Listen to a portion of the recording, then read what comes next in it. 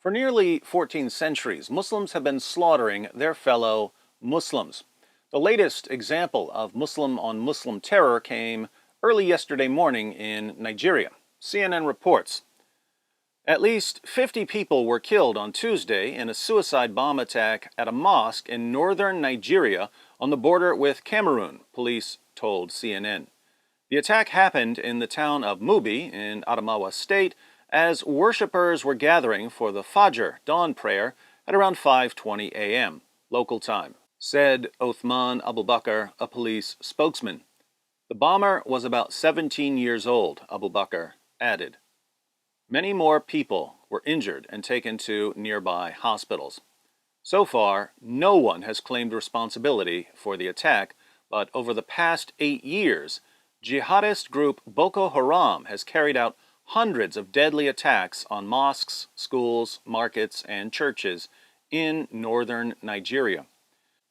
Despite nearly 14 centuries of Muslim-on-Muslim violence, Western politicians and reporters regularly assure us that Muslims who kill other Muslims aren't real Muslims because a real Muslim would never kill a fellow Muslim. Somehow, Islamic terrorist groups never seem to get that memo. This raises the obvious question: why have Muslims been killing their fellow Muslims for nearly 14 centuries? Let me give you 4 reasons.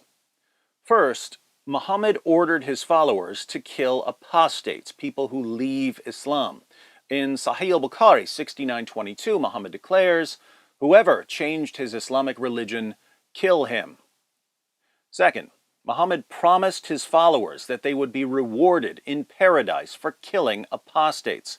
In Sahih al-Bukhari 69:30, he proclaims, "During the last days there will appear some young foolish people who will say the best words, but their faith will not go beyond their throats," i.e. they will have no faith, "and will go out from," i.e. leave their religion as an arrow goes out of the game. So wherever you find them, kill them, for whoever kills them shall have reward on the day of resurrection. So, if you want to get extra virgins in paradise, you can get your extra virgins by killing apostates. Not according to David Wood, according to Muhammad.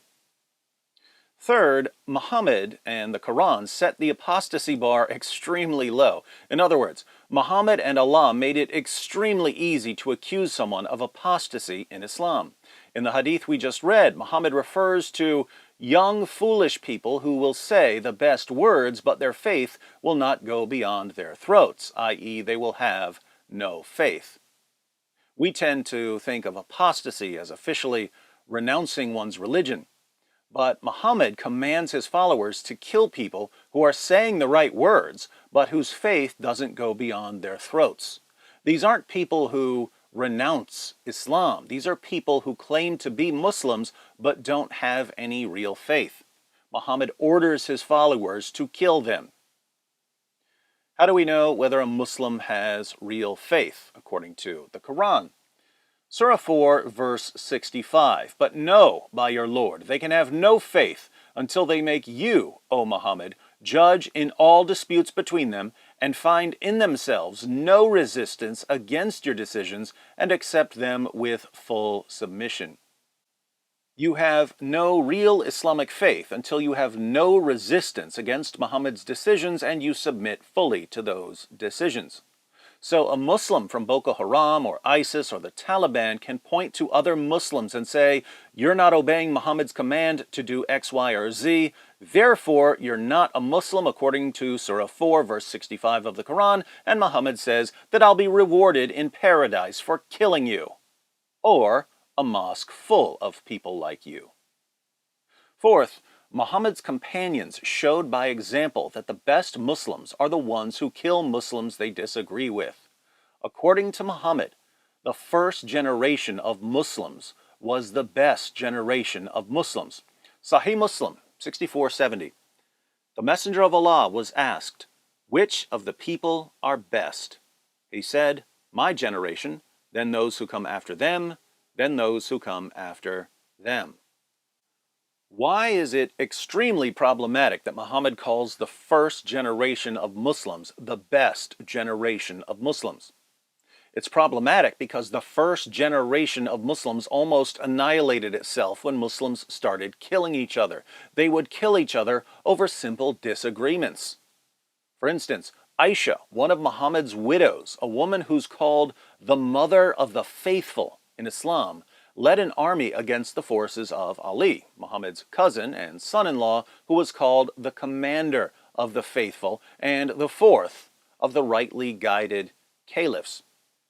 Their armies clashed at what's known as the Battle of the Camel, where somewhere around 10,000 Muslims died in bloody combat. They weren't killed by Christians. They weren't killed by Jews. They weren't killed by atheists.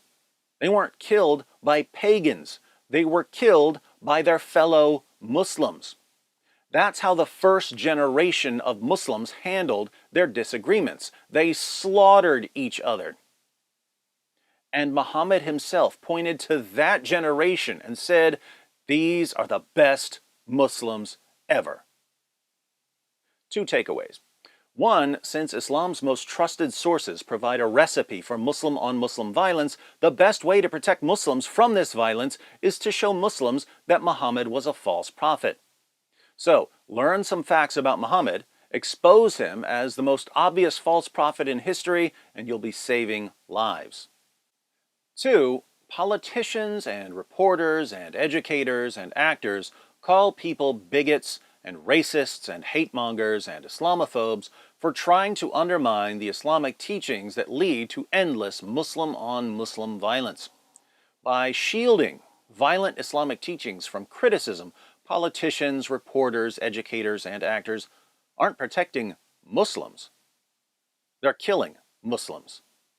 The largest anti-Muslim hate group in the world is Islam. The second largest anti-Muslim hate group in the world is the alliance of Western forces that condemn all open, honest discussion of Muhammad and his teachings.